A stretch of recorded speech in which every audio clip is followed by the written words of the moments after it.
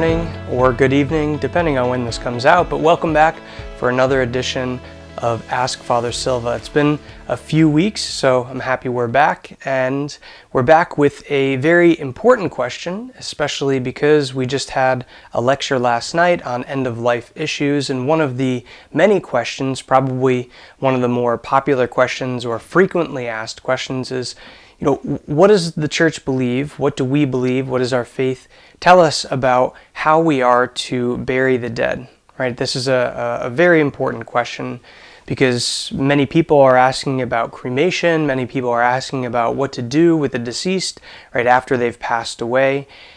And for a lot of people, this is a very serious issue, especially because there's financial questions that come into play, and certainly matters of faith when it comes to family can be a sensitive topic. So it's very important to remember that for us as Catholics, right, we believe that to be cremated, it is permissible, right? Maybe in the past, this has been an issue where people believed that they couldn't be cremated. It was against the rules, so to speak.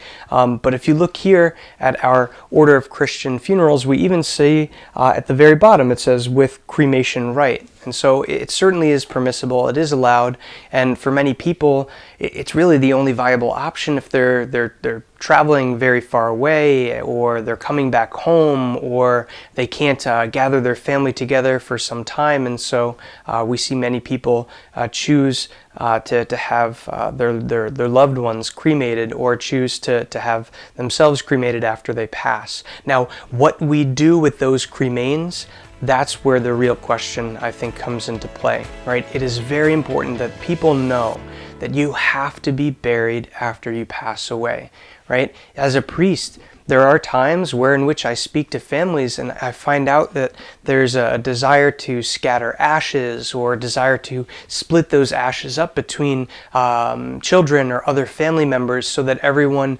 has a bit of those ashes, right? That's a human person. Legally or civilly, the state may not declare those cremated remains as a person, but our faith says that that's a person just as much as the body prior to the cremation process is a body.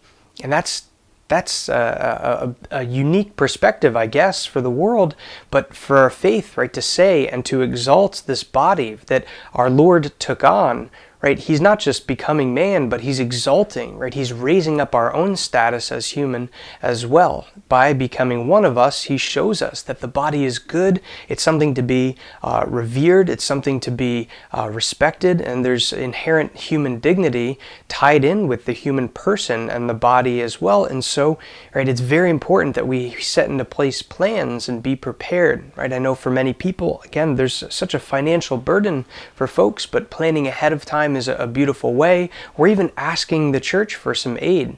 I remember it's one of the Corporal Works of Mercy to bury the dead, and so if you need aid, if you need help, right, come to us, right? Let us help. Let us find people who can help.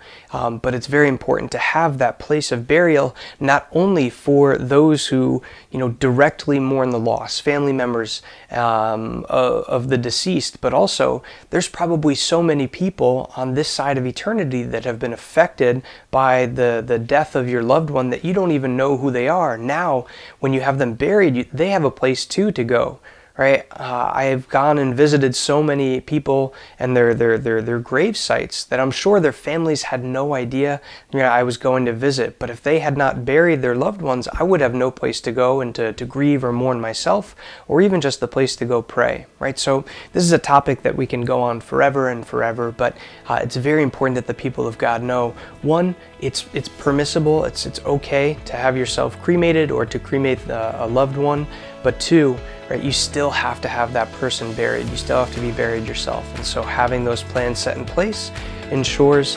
that God's will is enacted, right, not just in our lives, but even after we pass away. So that's another edition of Ask Father Silva, and hopefully we'll see you again next week. God bless.